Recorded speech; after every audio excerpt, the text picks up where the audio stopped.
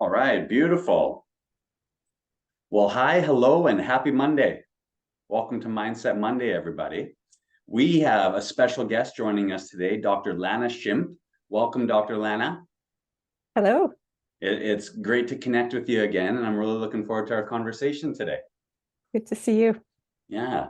So for those of you who don't know Dr. Lana, Dr. Lana, you graduated from the University of Saskatchewan, and this is something what you've got about 23, almost 25 years of experience now. Is that correct? Yeah, I try not to think about it just because it's a little bit Yeah. ancient, but yeah. Right. But I mean, you got a track record in the industry, to say the least. We'll call it that. Yeah.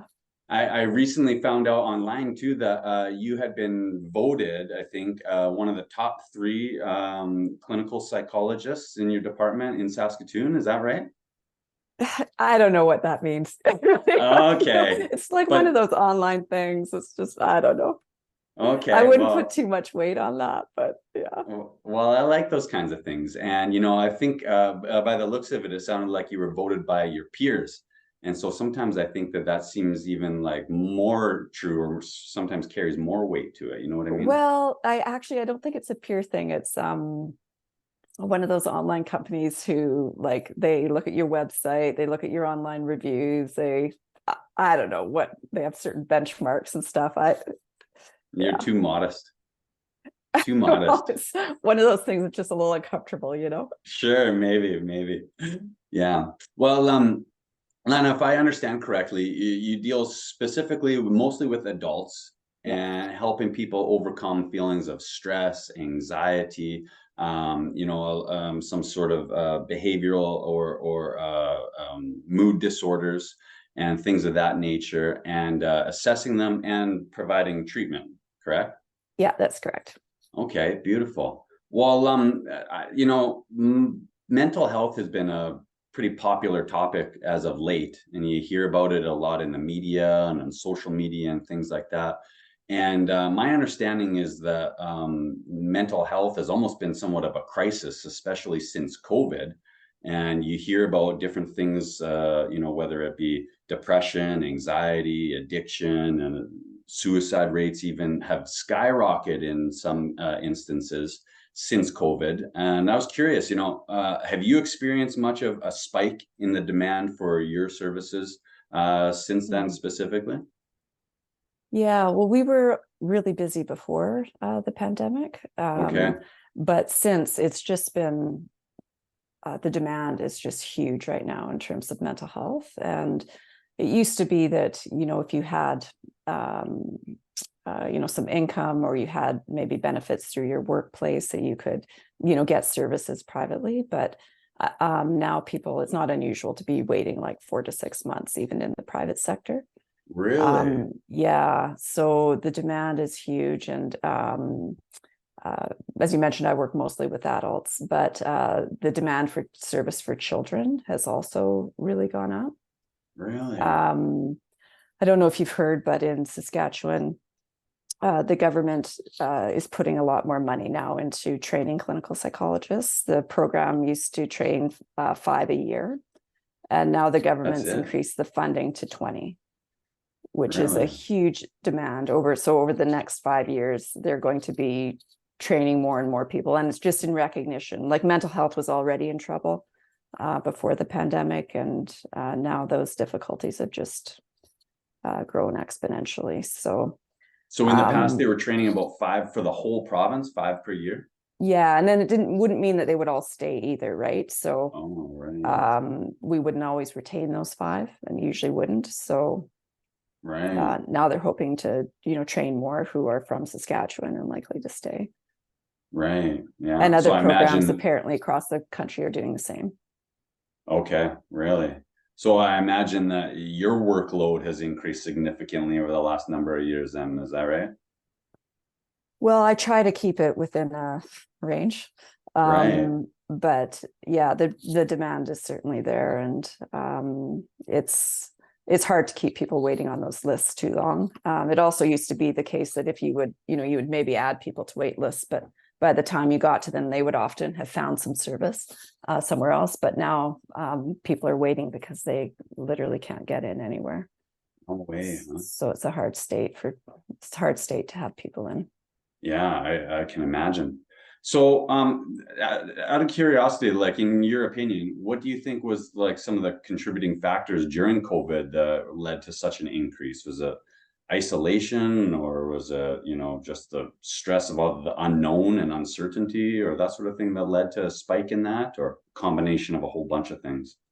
Yeah, I think it was a combination of a whole bunch of things. I mean, I think part of it was the social isolation, Right, particularly with the elderly, and right, adolescents were very hard hit with that.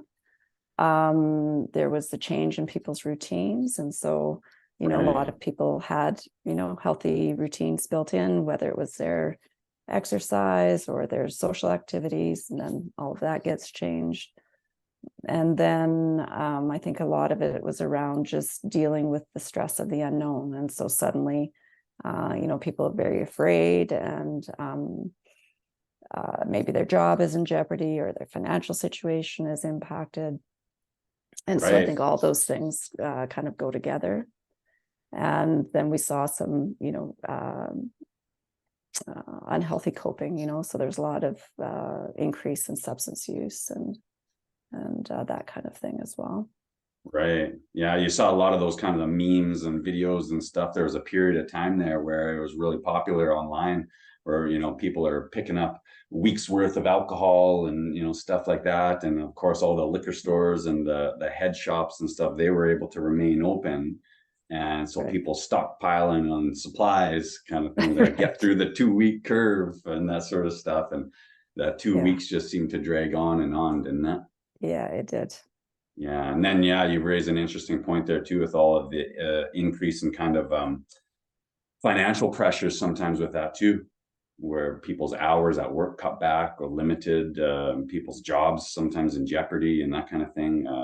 That's a big Yeah, and then stressor, isn't it? suddenly that people's roles are melding, right? Like you have parents trying to work and trying to school their children or manage young kids at home at the same time.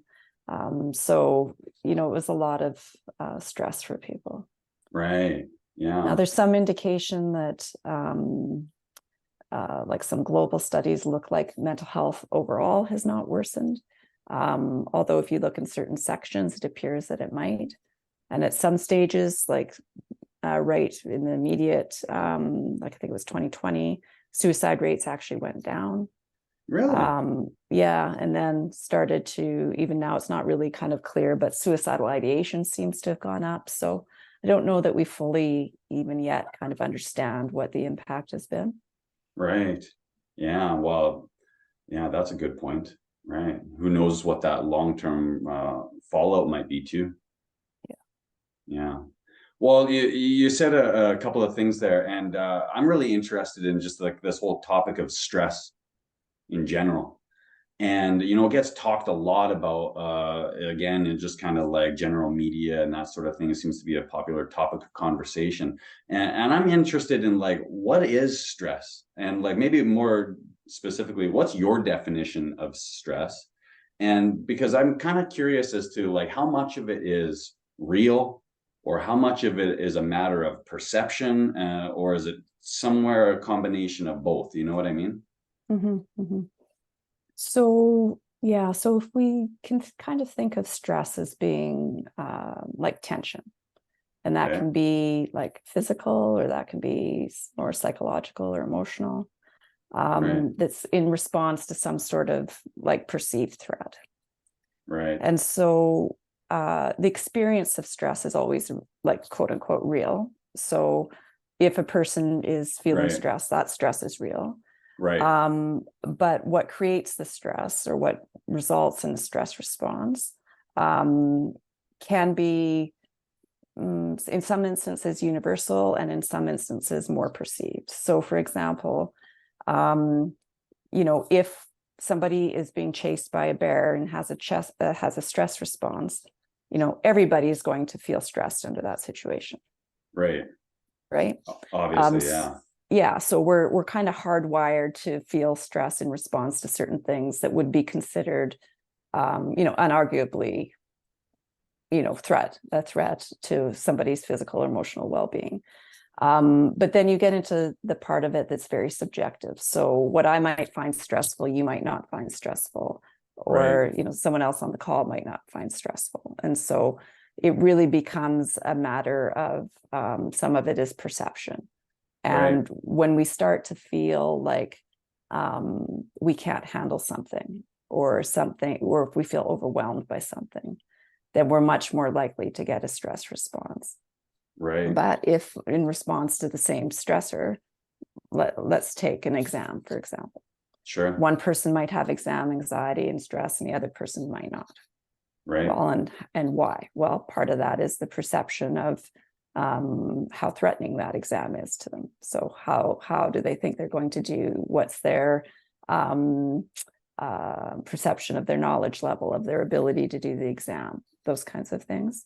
So Right. then it all kind of factors into, well,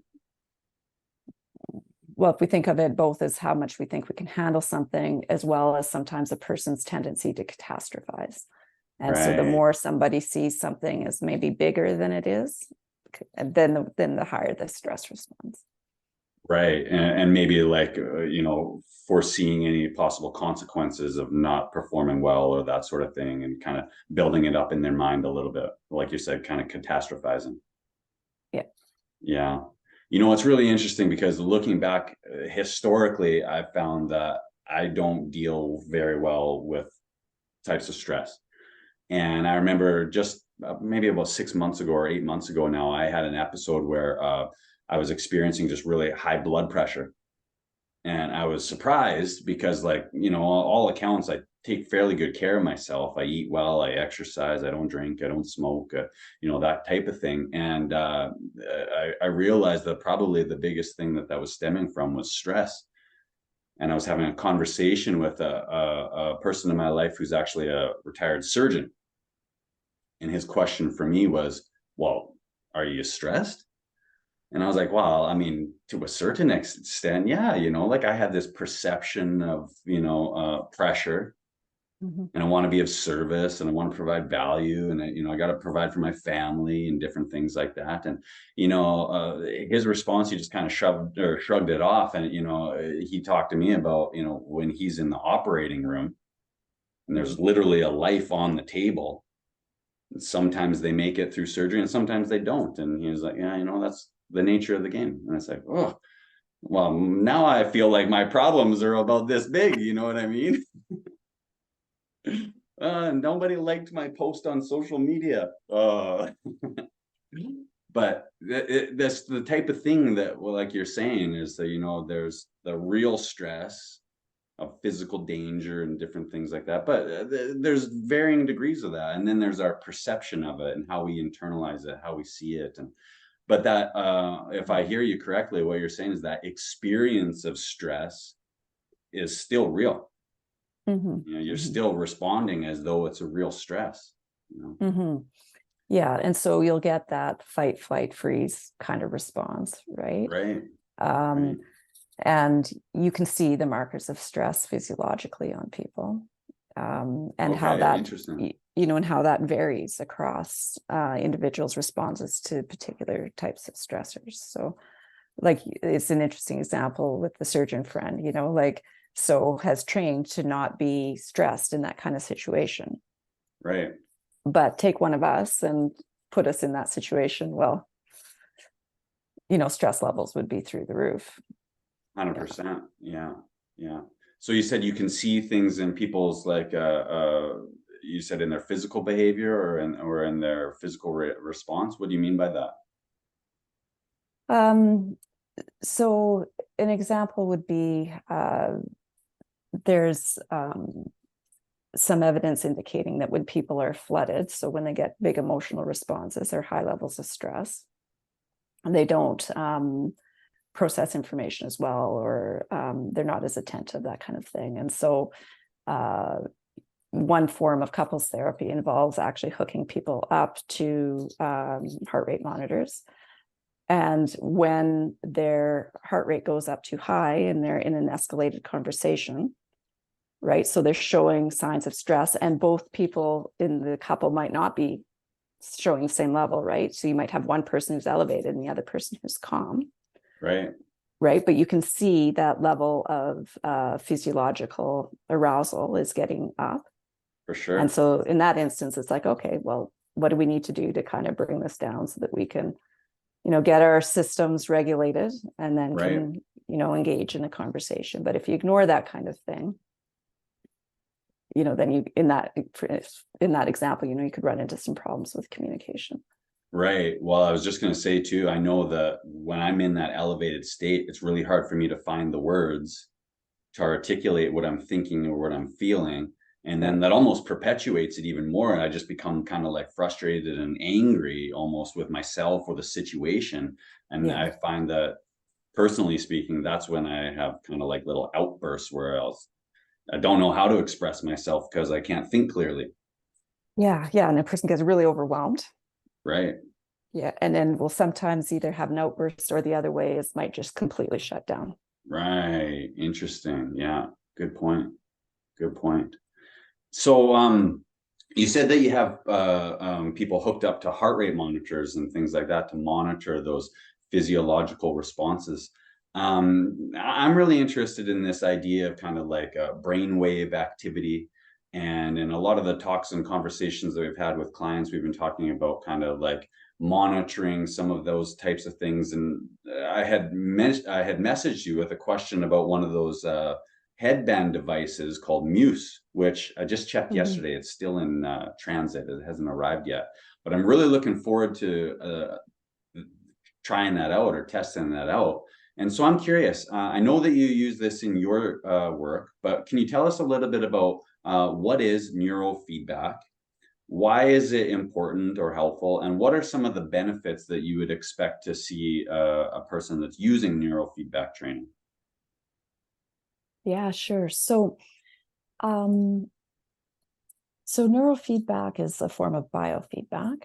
So basically the idea is that, we all have these physiological processes going on. And we used to think that they were really out of our control, so that they were just things that our body did. And, we were kind of basically victim to whatever that they were doing. And then, we learned that people could start to get control over things like their heart rate or their skin temperature. And so, you can actually learn to increase or decrease the temperature on your hand just by measuring it. And as long as the measurement is like, to a tenth of a degree. If it's too big, you can't tell. But if it's in smaller increments, people can learn to increase and decrease these things. Hmm. And then so with more technology, we learned that people could actually learn to increase and decrease their brain waves if they were measured. So we all have this brainwave activity that's kind of going on all the time. And you can measure it with an EEG. So you can, see where your brain might be deregulated a little bit. And so, for example, let's say you're anxious. Well, you might have some more higher frequency brainwave activity than might be typical. But I mean, these things are unconscious, right? Like we have no Right. idea about what our brain waves are doing in any particular moment. But so you can measure it, and then you can see where people are maybe, just simplistically speaking, high or low on certain brain waves.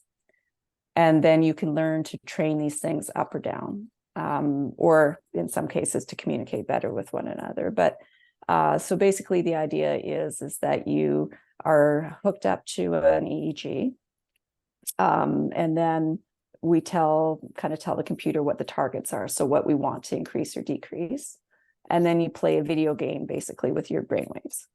And so the more your brain does what we want it to do, the more, say you do better, your boat goes faster at the video game.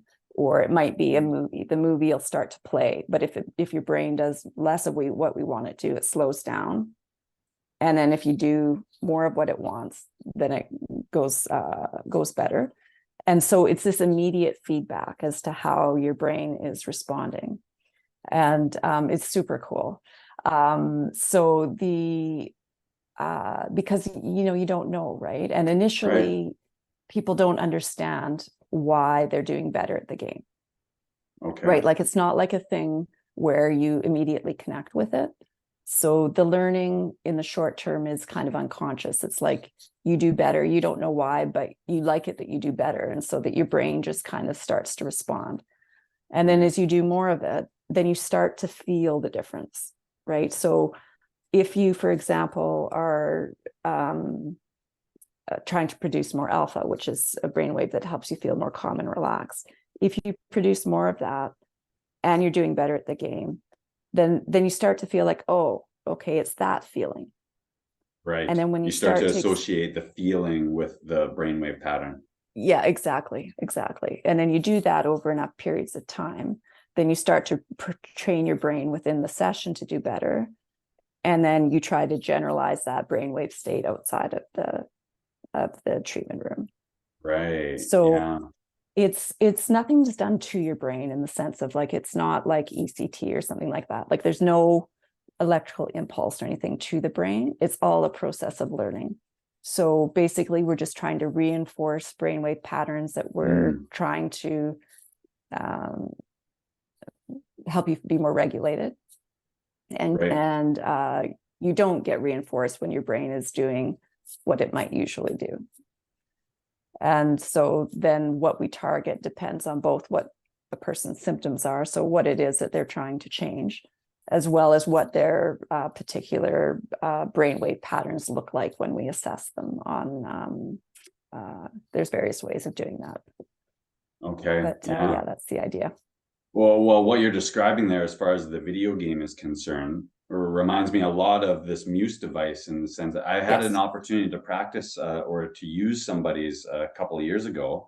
And when you were in control or bringing down your brain waves into alpha state, you got a little bit of like birds chirping and kind of like sweet sounds Yes. and things like that. And then when your mind started to wander or you started to drift back into that high beta rate, you would hear like thunder storms and rain and things like that, and it was just those little gentle reminders of those gentle nudges to kind of like, okay, I'm not sure, focus or bring it back to your breath or slow it down or come back or what have you.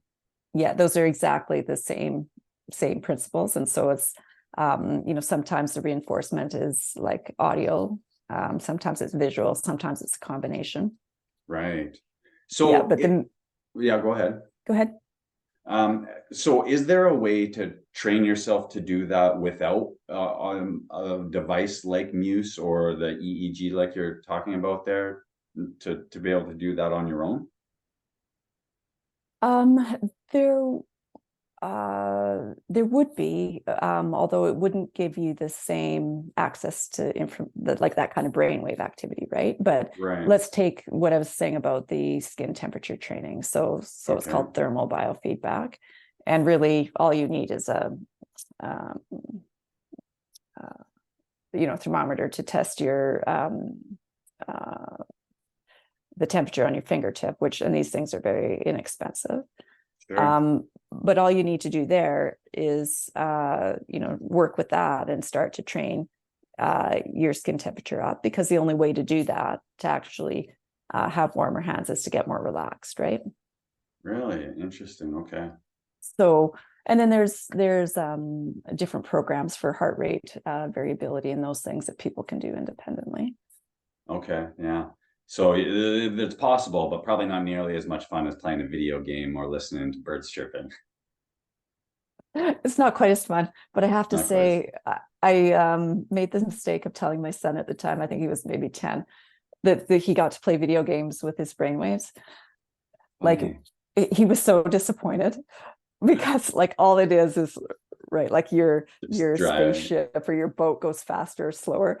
And I think he Right. thought that he was going to be like He controlling was directions of all these things.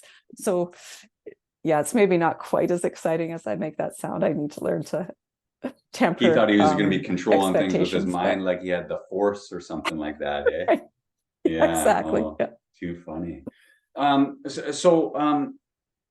heard, and I'd be curious to hear your opinion that, today's modern era, the people are in like a lot of chronic states of stress and anxiety, and people deal with things like, I've heard of things like email apnea and that sort of thing, where people just get so overwhelmed with the thought of the sheer amount of work that they have to do, and emails they need to reply to, and phone messages that they need to respond to, and things like that. But in your experience, or maybe just in your opinion, do you think that most people walking around today are in states of chronic stress, or maybe like what you're saying there, kind of like high brainwave activity states?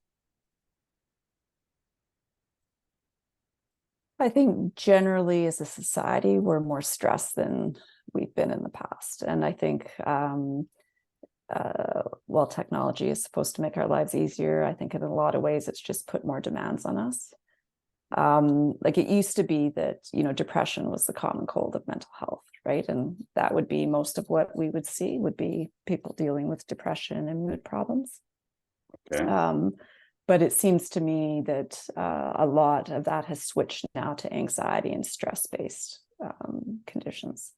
And Really? Yeah. so I think that we are, I think we're working a lot more. There's more demands for productivity. I Yeah. think our children are more stressed. So it's just kind of compounded, I think, by a more modern lifestyle. It really isn't serving us too well. Yeah. Yeah. It was really interesting. I was just sharing with a couple of people last week that we had parent teacher interviews at my kid's school last week. And I was walking down the hallway after we had met with my son's teacher, and this one room caught my eye because it had a bunch of pictures, like big, huge printouts of nature scenes, and it had a couple of these like salt rock lamps, or this like salt crystal lamps. And I walked in there, and the lighting was really dim. There was nature songs or nature sounds playing off this little Bluetooth speaker in the corner, and I was like, "Man, this place is awesome! Like, can I hang out here?" And there was a guy sitting in the Sign me up, corner. eh? Yeah, I was like, "It's amazing," and I started talking with this. He's a teacher's aide or something of that sorts, and he said that, yeah, he created this room just to kind of bring down some of the students and staff's kind of stress response, and if they're overwhelmed or overstimulated, and they can kind of come into this room and just kind of calm down a little bit. It's very soothing, very calming, a little dark and chill. And I thought, oh, so cool that students or kids these days have access to that.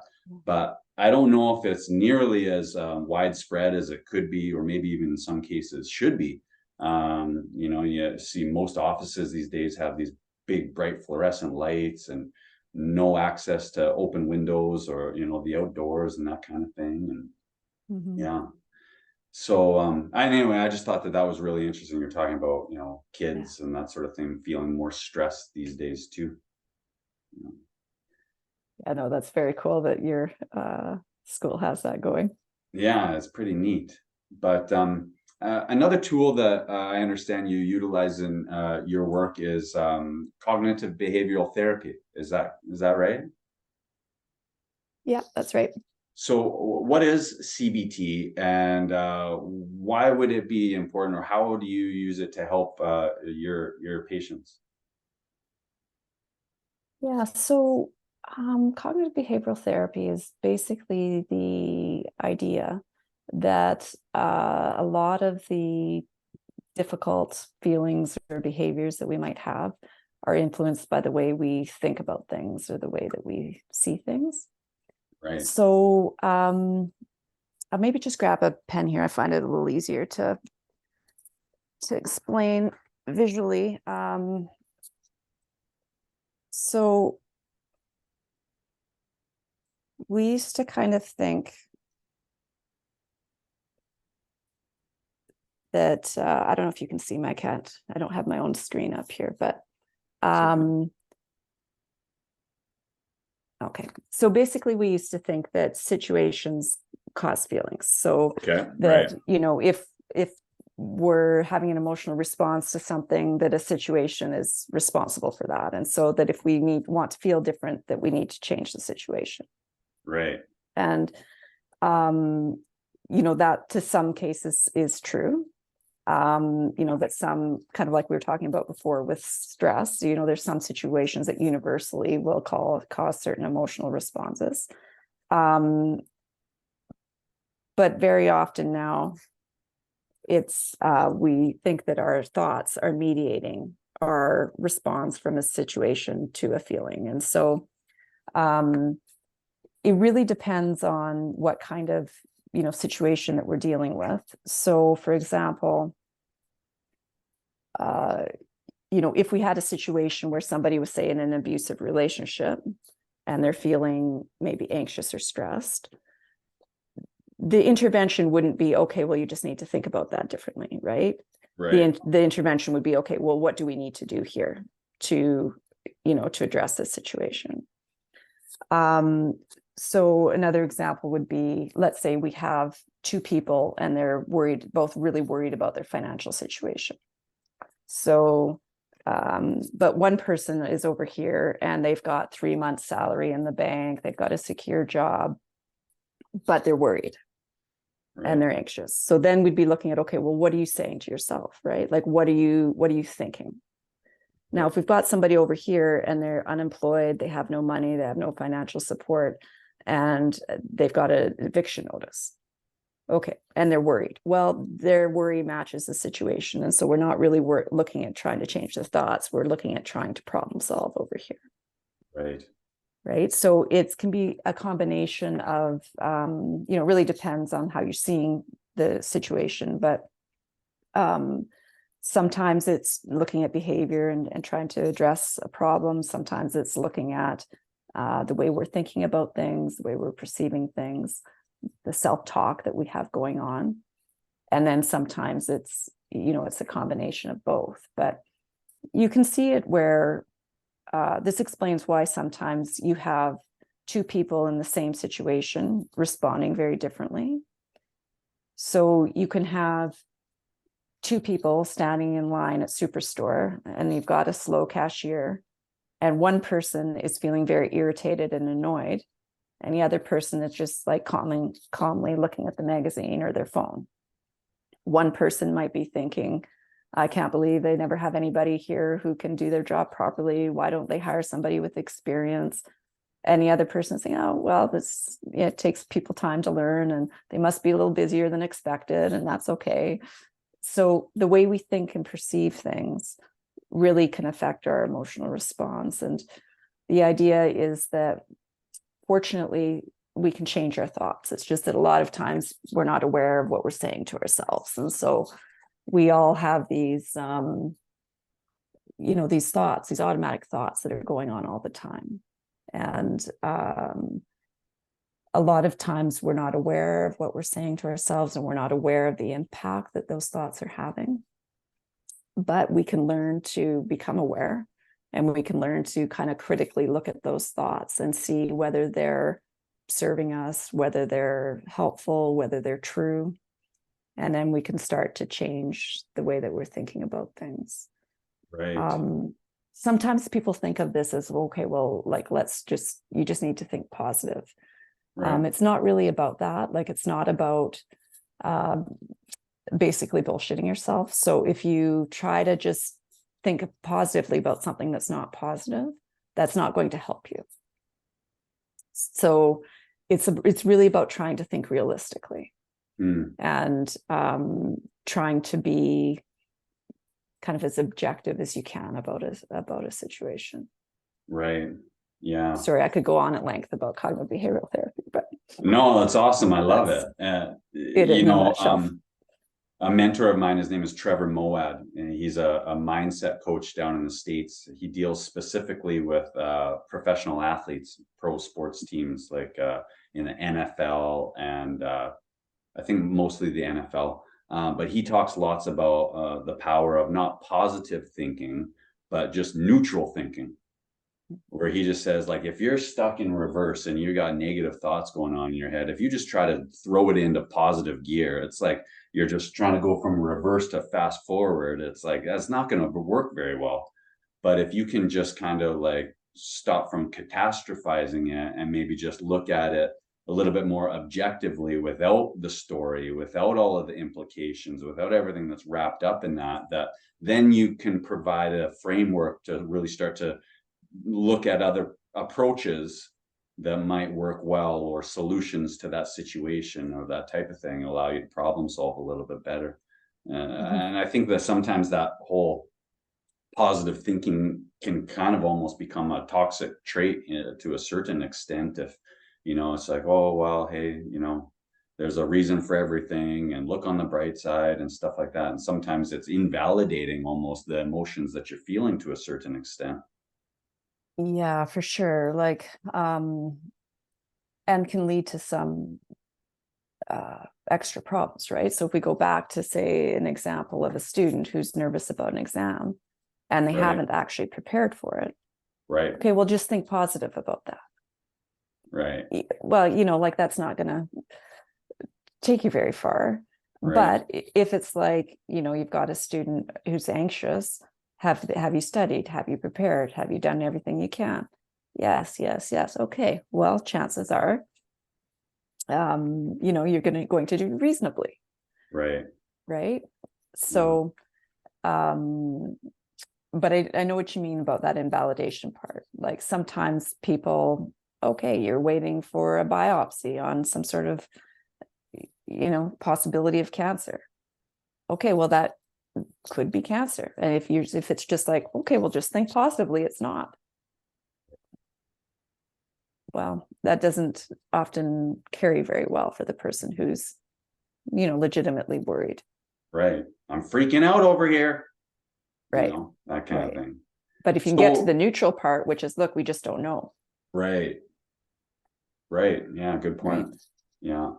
So, okay. So, what are some specifically either strategies or approaches in doing that? Is it just a matter of kind of like, kind of taking a step back and asking yourself questions like, is this true? Or what else could this mean? Or is it a matter of just kind of like giving yourself a little bit of a pause or a space to process your thoughts and come to a response rather than just react based on your initial, kind of like knee-jerk reaction type of thing? Or how do you implement the CBT? What does that look like specifically? Yeah, and it's funny because it's one of these things that I think sounds very simplistic. Like it Hmm. sounds like most people intuitively kind of get this, and it feels like it should be easy. And I think it's one of those models where it's easy to understand, but it can be frustrating for people because it can be a little harder to implement than Right. it feels like it should be. I was used to teach a graduate course to therapists who like on cognitive behavioral therapy. Okay. And I would always start with getting them to essentially be their own client. And they would, Right. without fail, come back. And it's like, oh, this is harder than it looks. It's like, yes, I know. I know. But usually we start first with having people monitor their thoughts. So the clue that you might be telling yourself something that might not be helpful for you is in your emotional response. Okay. So it depends on the person or what it is that you're targeting, but it might be anger, it might be anxiety, or it might be, say, low mood, or a combination. So whatever emotional response you're trying to change, you would notice when you feel that way in a more like out of your baseline. So you would be looking, say, for moments where you feel really sad or moments where you feel really frustrated. And then we would have people track this. So it's like, okay, so when did this happen? And then it's okay, what was going on? So what was the situation? And then what were you thinking? And Right. that's the part that's really slippery for people. Right. So it's like as close as you can to the situation. What is it that you were telling yourself about it? Right. And then we're looking for what we call hot thoughts, which are, you have a million thoughts, but it's like, what are the messages that you're saying to yourself that you feel is really contributing to that emotional response? Right. Right. So it's like, okay, nobody likes me at this event that I'm nervous going to. I'm not going to be able to talk with anybody there. They're going to think that I'm unintelligent, whatever it might be. And so then you catch those thoughts, and then you step back and you critically look at those thoughts. So, is there another way of looking at this? Is this true? What's the evidence for and against it? If it is true, what is the worst that could happen? So you kind of critically examine the thoughts, Right. and then you reframe it. So then you come up with a response that you feel is like true and valid. And then you see if you, say, get a reduction in your anxiety. And then you do this over multiple situations. And then there's starts to be themes, right? Like, so for different people, there'll be similarities in situations or similar kinds of thoughts that come up on a repeated basis. And then it starts to get more automatic, and it starts that people can kind of catch it as they're living it. But at Right. first, it helps if you're quite systematic about it. Okay, so having almost like a scientific approach to it and like studying it like you would a science experiment to a certain degree. Yeah, exactly. Yeah. And so basically, if you use that analogy, you're collecting data, right? So Right, the first part of it is your data collection, and then you're kind of critically looking at it. right. I can see why that would be complicated though, because I think through observation, I've kind of learned that I'll have a feeling or an emotion, and then I create a thought around that emotion sometimes, or a story around that, and then it almost kind of like feeds back into my feeling, and then it almost creates a little bit of this loop. So you have a feeling, and maybe you're not even sure quite what you're feeling, what that emotion is, but then you go to create a thought about it to justify the Yeah. feeling. You know what I mean? Yeah, I know exactly what you mean. And so we've got this going sometimes, right? Where Right, you've got the feeling, and then you start to create a narrative or a story about that feeling. right. And that's really common with like when people start to get afraid of their feelings. So Okay, let's take anxiety or a okay, panic attack, right? right, Which can really scare people. They think that they're dying, or they think that they're going crazy if they get this huge rush of anxiety. And then they start to get afraid of that physical feeling, right, right? And then they start to get afraid, and then sometimes they'll start to avoid things that they think maybe cause that panic attack or cause that anxiety. And so then it can kind of snowball in that kind of a loop fashion. right. Yeah, 100%. Yeah. So, one of the things that jumped out at me just from some of the information I was reading online is that you deal specifically with things like self-esteem as well. Mhm. And so I was interested or curious to know, like, how does self-esteem factor into stress and anxiety? And what, if anything, can you do to improve a person's self-esteem and help them better able to manage or cope with feelings of stress and anxiety?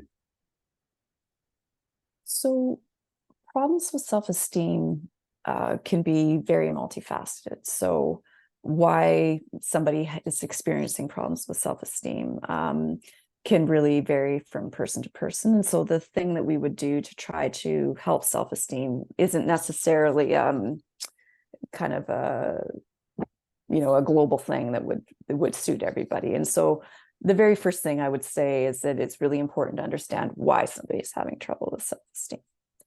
So self-esteem can be,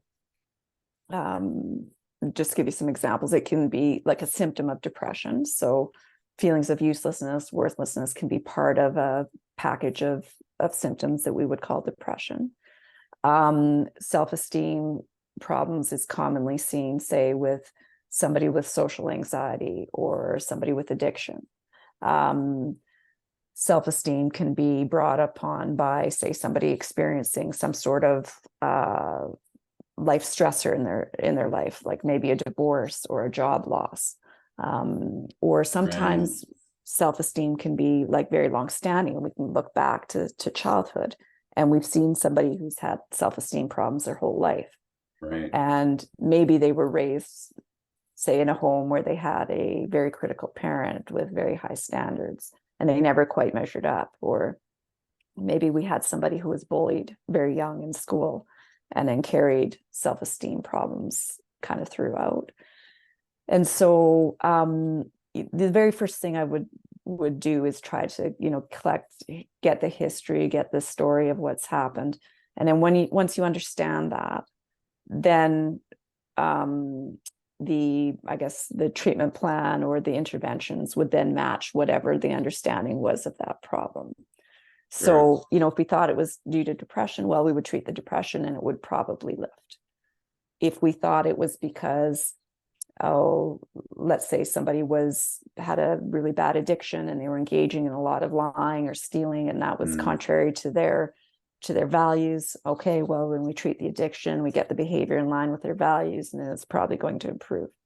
Right. But if we say have somebody who is like in kind of, it's a very long-standing problem dating back to childhood, then very often there's what we call core beliefs or schema, which is like underlying kind of views of oneself, other people, the world, that develop quite young, usually reinforced by early experiences.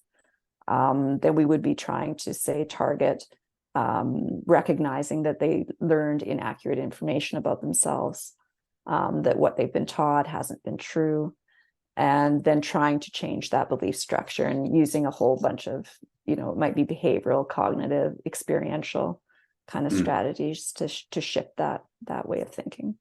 Right. Yeah. Yeah. So to kind of shift that belief about yourself and the underlying like nature of kind of who you are and what you're capable of or what you're worthy of, what you're deserving of, and things of that nature. Yeah, exactly. Yeah. That sounds like a difficult task. It's probably not super simple or It's straightforward, is not it? short term. Not short term. Yeah, no, Right. it's not short term. Yeah. Yeah, Yeah. I yeah. can So that kind imagine. of work is takes longer than, if somebody's had a situational crisis in their life, that's like their Right. self-esteem has been good most of their life, they had something, unfortunate happen, the recovery from that would be quicker. Right. Yeah. Well, you brought up an interesting point there, and it occurred to me that yeah, self-esteem could, plummet after, a loss of a job or a breakup or something like that, where it's like in light of some bad news or unfortunate news, it's like, yeah, that could take a hit. But yeah, I see the difference that you're making there. So I understand that you've been doing some really interesting work these days with chronic pain and the relationship between kind of the brain and chronic pain. Can you tell us a little bit more about that? Mm-hmm. Yeah, so this is super exciting for me. Okay, Um, cool. so I'll give you a little story. So it started with, I was working, I've got permission to share the story from my clients, very Okay, generous with it, but I was working with a client who like had severe pain. And I knew this person well, I think I'd been working with her for about 2 years. Had a eye surgery, bad results, was left with severe nerve pain, like incapacitating, couldn't look at screens, light was troublesome. And then one day came into my office and said, Lana, I cured my chronic pain. And so I said, very professionally, of course, I said, are you fucking with me? And she's like, no, like really. And she's like, okay, well, not cured, but like 70 to 80% better. I'm like, okay, like, tell me.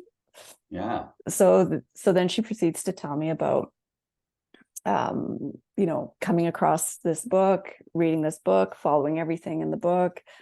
And she's like, I know this sounds hokey. I promise you it's not. This is legitimate. So I'm like, oh, okay. So anyways, I of course got the book and soaked it in, and it's just super fascinating. So they did this study on with back pain patients in Colorado and Boulder, Okay. and they took 100 patients. This is a randomized group. They had a third doing, it's called pain reprocessing therapy.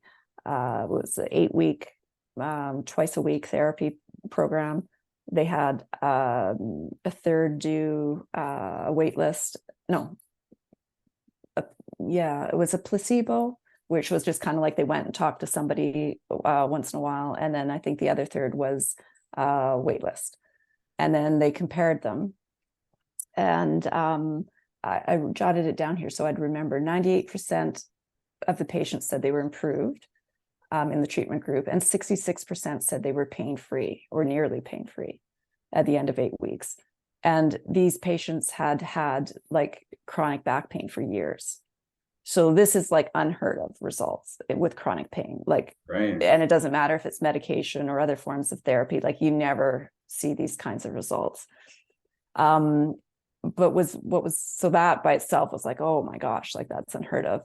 The other part though was that they gave them MRIs, so they looked at their brains, Right. and you could see the differences. So it wasn't just that they reported at the beginning, the brains are on fire, looking like they're, like brains do when they're in chronic pain. And then at the end of the treatment, you could see the changes in their brain functioning.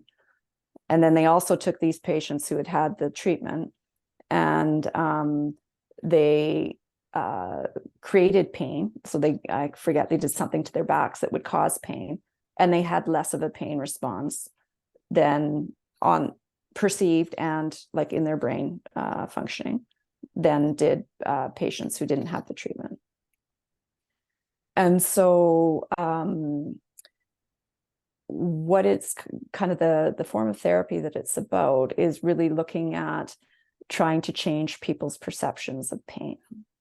And so all pain is mediated through the brain. So we get information from, wherever our body parts, it goes up to the brain decides what to do with that. Right. And then gives us a pain response. Okay. And so, people sometimes think, oh, are you just saying that pain is in the head? Is all in your head? It's like, no, it's not in your head, but it is in your brain. And so meaning that sometimes the brain makes a mistake. And the brain reads bodily sensations as being scary or troubling when they're not. And so there's some idea that, I don't know about this part, it's just kind of thrown out there, that about 80% of chronic pain conditions might be impacted by the brain's misperception of of pain stimuli or of physical stimuli. And so sometimes the brain gets locked on to, like, maybe there's been an injury and the brain gets locked on to that sensation and then becomes overly attentive. People get afraid of it. They get afraid of movement. But if you can start to change the way that people think about their pain and the way they see their physical symptoms, and to help them not be afraid of it, then the pain experience can go down. Interesting. Yeah, it's really interesting. There's kind of this anecdote in it was a case study where there was a construction worker, and he stepped on a like a steel nail, like a long, like I forget what it was, 4 or 6 inches or something, and it was right through his boot, and he was in excruciating pain. And so they take him, of course, into emergency room. They're loading him up with pain meds. They're, trying to help him be comfortable. And they're very gingerly taking off the boot, and the nail actually went between his toes. And so, like, there is no injury, right? But that's incredible. The perception or the experience was of immense pain because the brain read that, right, as being a serious injury to the body. Right. Yeah. And so, and then as soon as, he sees that, okay, look, the foot, it wasn't actually punctured, then, pain levels go down, anxiety goes down. And that's incredible. Yeah. So it's, it's some pretty exciting stuff. Yeah, well, there's a lot to unpack there, and I mean, I feel like that's a whole other topic or conversation. Yeah. That's super fascinating, and we have talked about in the past about things like psychogenic death. I don't know if you're familiar with that term, but where it's like kind of similar to what you're describing there, where the nail goes through his boot and he thinks that he's harmed, and has like this real physical, mental, emotional, physiological response to the pain, but really there was no actual like injury. Just goes to show the power of our brain and the power, maybe even, would you say that that would be the subconscious mind then that would be responding to that? Yeah, I mean, it's a very quick perceptual experience, right? And so, we're hardwired to protect our body. And so Right, if you read something as being, an injury to your body, then your pain response is going to kick in because as it's supposed to, right? right, That's what it's designed to do, is to protect us. It's just that right, sometimes it doesn't always get it right. right. Yeah, 100%. So out of curiosity, I have to ask, what was the book that your patient was reading? Yeah, it's called The Way Out, The Way and Out it's by Alan Gordon.